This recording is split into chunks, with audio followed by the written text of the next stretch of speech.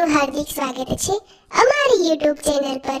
આજે હું તમારા માટે એક ખૂબ જ રસપ્રદ વાર્તા લાવી છું। ધૂળેટી એક રંગીન મિત્રતા। આગળ માસની શીતળતા હવે ધીરે ધીરે ગરમીમાં ફેરવાઈ રહી હતી અને ગામમાં હોળી ધૂળેટીનો તહેવાર આવતો હતો। લોકોએ તહેવારની તૈયારી શરૂ કરી દીધી। લોકોના ઘરે મીઠાઈઓ બની રહી હતી તો ક્યાંક રંગો, પિચકારી, કલર, કેસુડા અને ફુગ્ગાઓ ખરીદવા બજારમાં ધમધમાટ હતો। ચીંગુ, મીંગુ, પિંગુ, ડીંગુ, ટપુ આ મિત્રોની ટોળકીઓ હતી। બધાને હોળી ધૂળેટીનો તહેવાર બહુ ગમે।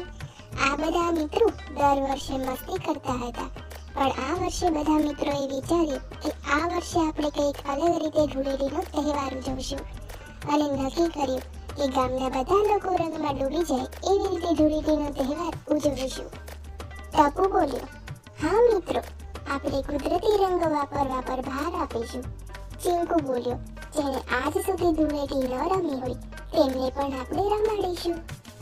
હોળી ધૂળેટીના તહેવાર પૂરા જોશથી તૈયારી થઈ ગઈ। હોળીનું રાત્રે પૂજન શરૂ થયું। આખું ગામ એકઠું થયું। નાના મોટા બધાએ હોળીનું દહન કર્યું। બધા ખજૂર, પતાસા, ઘાણી, ડાળિયા, મીઠાઈઓ લઈને આવે અને બધાને વહેંચે। રાત્રે હોળીનું દહન કરીને ચીંકુ, મીંગુ, ટપુની ટોળકીઓએ સરપ્રાઈઝ પ્લાન નક્કી કર્યો। તેઓએ ગામના ઘરોમાં જઈને પ્રાકૃતિક રંગોના પેકેટ વહેંચ્યા અને ગામના લોકોને કહ્યું કે આ પ્રાકૃતિક રંગોથી ધૂળેટી રમવાની છે। લોકો ખુશ થઈ ગયા કે બાળકો પર્યાવરણની સંભાળ રાખી રહ્યા છે।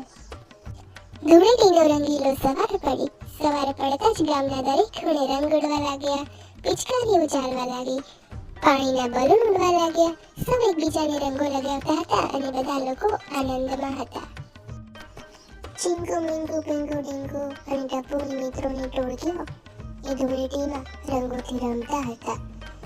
અચાનક એક વૃદ્ધ વ્યક્તિ રસ્તા પર દેખાયા। ટપુએ દાદાને કીધું, દાદા, તમે ધૂળેટી કેમ નથી રમતા? રંગોથી દૂર રહો છો?